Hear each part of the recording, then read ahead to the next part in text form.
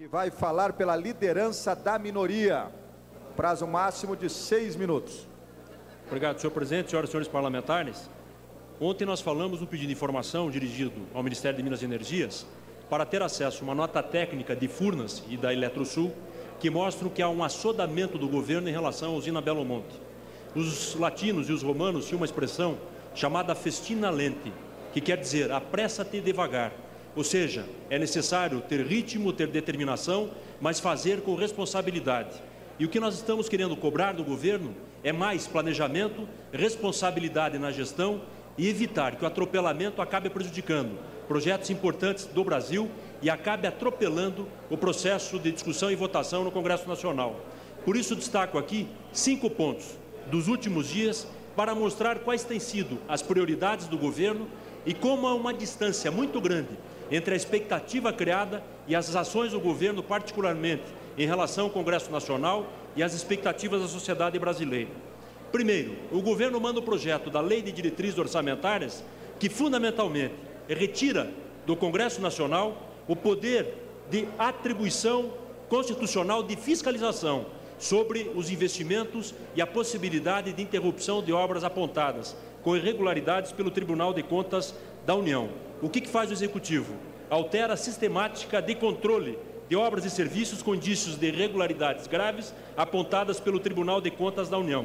Ou seja, o governo limita-se a estabelecer, além dessa restrição, sem discriminação, as metas e prioridades que correspondem às ações do PAC. Lembrando que é o projeto vinculado à ex-ministra da Casa Civil, Dilma Rousseff. Ou seja, tira a atribuição do Congresso e se restringe a apresentar, criando uma expectativa para os próximos 10, 20, 30 anos, para futuros períodos de governo, de ações como se fossem ser realizadas ainda esse ano. O segundo ponto, o presidente da República assina um decreto 7.154 que permite o estudo de potencial hidrelétrico nos parques nacionais. A última vez que isso foi feito no Brasil foi também por um presidente Silva, o Costa e Silva, que autorizou o fim das 7 quedas para a construção de Itaipu. O que faz o governo com esse decreto nesse momento? Autoriza a realização de estudos para autorizar a instalação de sistemas de transmissão sobre potenciais de energia hidráulica e sistemas de distribuição em unidades de conservação federais. Ou seja, com isso, o governo poderá tocar a segunda obra do PAC, associada à sua candidata à presidência da República, que prevê a construção de 10 usinas plataformas e 44 convencionais, sem, entre aspas, os entraves ambientais que as unidades de conservação causavam antes da assinatura do decreto. Ou seja, é um período em que mais aumenta o desmatamento no Brasil por obras de iniciativa do governo. O terceiro ponto, Belo Monte. O governo faz um leilão. Este leilão, antes de ser homologado, já se anuncia a mudança das empresas que vão participar do consórcio. Significa que aqueles que venceram o leilão não vão tocar a obra de Belo Monte. Aqueles que não participaram do leilão entrarão no consórcio a 6 meses das eleições, num projeto estimado inicialmente no valor de 19 bilhões de reais, que poderá chegar a 30 bilhões de reais, e sem licenças ambientais, sem se dimensionar o impacto social, o custo de remoção daquela população, o governo anuncia o início de uma obra que não se sabe qual será a duração e a possibilidade de realização. Quarto ponto, aposentados. Há mais de 30 dias, essa medida provisória tranca a pauta. E, através de uma série de medidas, o governo vem protelando e evitando a discussão e votação. Hoje, tivemos uma vitória. Conseguimos derrubar o requerimento do governo que tinha por objetivo retirar de pauta essa medida provisória.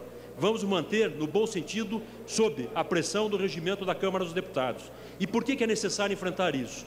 Apesar de toda a expectativa que o governo cria e torna alguns setores reféns dessas consequentes, ou melhor, inconsequentes expectativas, entre 95 e 2002, o ganho real dos aposentados que recebem acima do piso foi de 18,81%.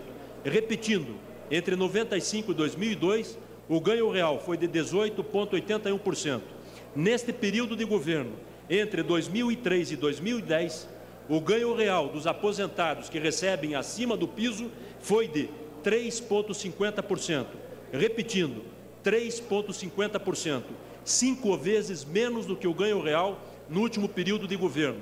Ou seja, apesar de toda expectativa, o governo não resolveu suas contradições com o passado e não resolve suas contradições internas. Ora apontando 6,14%, ora 7%, ora 7,7%. Com todo respeito ao líder do governo, faça chuva ou faça sol, esse projeto seria votado essa semana na Câmara. Não foi. E, de novo, se renova a expectativa dos aposentados, se vão ganhar 0,5%, 1% a mais, o que não recompõe o ganho conseguido nos últimos anos no Brasil. O quinto tema, ficha limpa.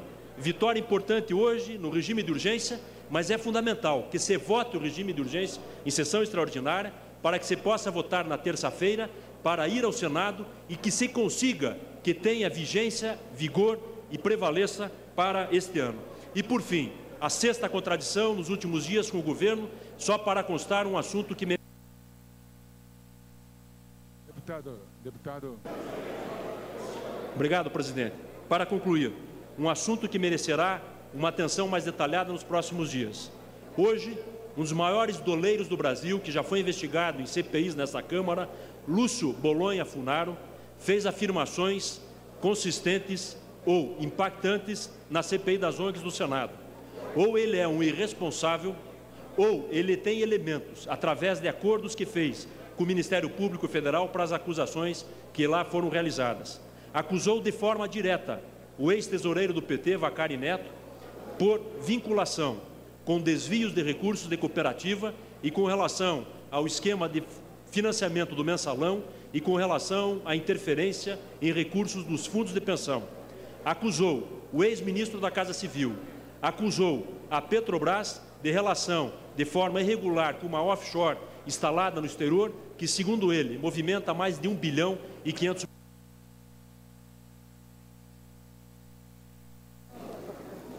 Desculpe, presidente, para concluir. Com mais de 1 bilhão e 500 milhões de dólares.